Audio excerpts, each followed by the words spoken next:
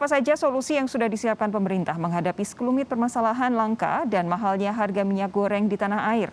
Sudahkah ada langkah tegas bagi pihak-pihak yang tidak bertanggung jawab yang menyebabkan kelangkaan dan mahalnya minyak goreng? Kita bahas bersama Wakil Ketua Komisi Pengawas Persaingan Usaha KPPU Guntur Saragih. Pak Guntur, selamat malam. Sofi. Kami berusaha menghadirkan Dirjen Perdagangan Dalam Negeri Kementerian Perdagangan Oke Nurwan, namun belum bergabung bersama kami. Pak Guntur, apa yang bisa Anda sampaikan soal kondisi terkini dari kelangkaan dan mahalnya minyak goreng di tengah masyarakat? Karena beberapa waktu yang lalu Kementerian Perdagangan bilang sebenarnya sudah mulai normal. Ya, memang ada beberapa hal yang memang masih harus kami cari tahu lagi ya. Soalnya produksi relatif tidak berubah, ekspor juga tidak begitu pertumbuhannya signifikan. Jadi kalau yang dikatakan hanya karena ekspor itu karena nilainya. Jadi ini masih dalam proses penegakan hukum di kami. Ada persoalan apakah menahan produksi karena perbedaan harga, karena memang harga yang sekarang itu memang masih telah. Termasuk tadi pemberitaan yang 1,1 juta kilo ya. Itu memang tidak serta-merta domain Pak Oke nanti dari perdagangan apakah termasuk penimbunan. Kalau penimbunan yang di KPPU, di persaingan usaha adalah penimbunan dalam rangka mengatur produksi. Yang pada akhirnya menyebabkan kenaikan harga. Mengatur produksi ini bisa dilakukan oleh bersama-sama, itu disebut istilah kartel. Atau bisa juga karena pelaku usaha tersebut memiliki posisi yang dominan di pasar. Hanya saja jumlah itu tidak serta-merta gitu, di dalam persaingan tidak serta-merta dan perlu kami telah lebih lanjut. Yang di Deli Serdang ini kan kita memang masih menunggu kelanjutannya, tetapi begini, kalau dari KPPU sendiri, apakah sudah ada ketemu ini semacam analisis atau semacam prediksi bahwa ada kartel minyak goreng selama ini yang dikritisi oleh berbagai pengamat kebijakan publik karena urusan minyak goreng ini lama sekali belum terselesaikan dan masyarakat sudah merasakan betapa sulitnya dapat minyak goreng sampai dengan saat ini, Pak Guntur. Ya, dalam ranah persaingan usaha tentu kelangkaan karena ada pelanggaran kita fokusnya. Jadi pelanggaran kartel perlu diingat. Kartel itu dilakukan oleh beberapa pelaku usaha yang seharusnya bersaing namun melakukan pengaturan terhadap harga, area pemasaran, dan mengatur jumlah produksi. Itu concern di KPPU atau ada pelaku usaha karena memang posisi dominan di pasar, dia dapat melakukan penyalahgunaan posisi dominan dengan melakukan penahanan produksi sehingga harga di pasar jadi naik. Itu di domain yang di KPPU dan sampai hari ini sudah beberapa pekan kami melakukan proses penegakan hukum dan kami sedang melakukan pemanggilan dan hasilnya tentunya masih belum bisa saya sampaikan kepada publik, Mbak Sofi.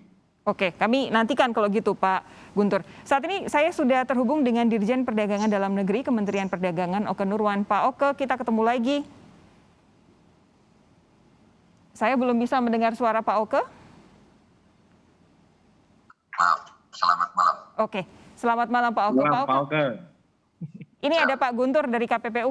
Pak Oke, beberapa hari yang lalu kita sempat ngobrol dan Pak Oke bilang sebenarnya masalahnya sudah mulai teratasi, stok pasokan sudah mulai baik. Tapi sampai dengan saat ini teman-teman Kompas TV di berbagai wilayah di tanah air masih menemukan banyak wilayah yang pasokannya belum lancar, Pak Oke.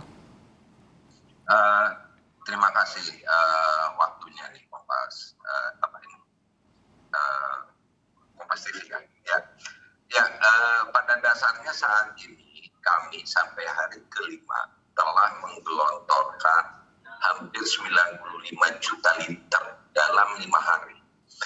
Ini adalah 2 kali kapasitas kondisi normal, karena kondisi normal itu antara 10 sampai 11 juta liter per bulan, artinya per hari.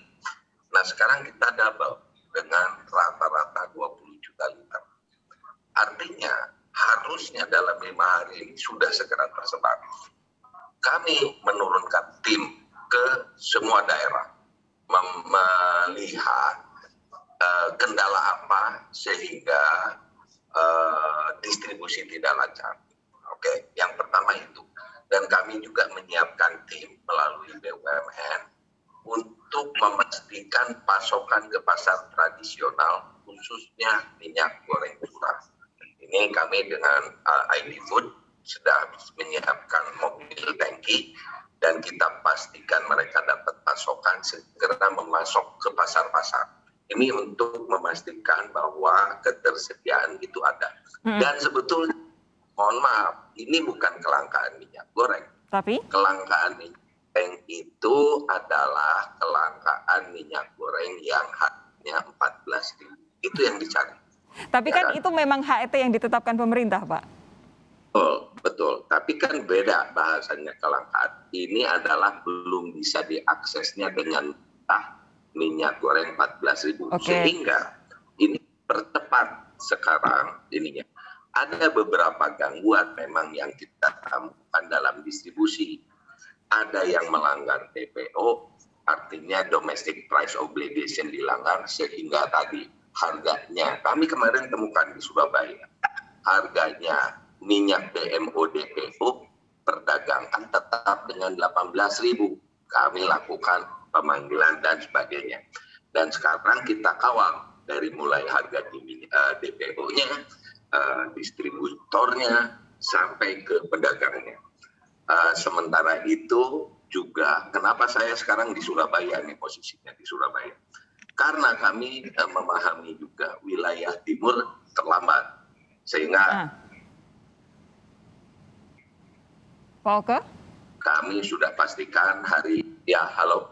Oke, silakan Pak Oke. Di Maluku Utara sudah landing harusnya 18.000 liter. Di Ambon besok 300 literan. Di Kupang juga sudah 200 ribuan. Di Papua pun sudah ada pasokan. Oke. Nah, ini yang sedang saya pasokan karena melalui jalur distribusi general trading di wilayah Jawa Timur. Pak Ini yang Oke? sedang kami pasokan. Pak Oke, ini kualitas audio kita, kualitas suara perbincangan kita ini kami anggap belum cukup maksimal, sehingga kita jeda sejenak dulu saja. Kita maksimalkan dulu kualitas audio perbincangan dengan Pak Oke. Jadi tetap bersama kami, saudara, sampai Indonesia Malam segera kembali.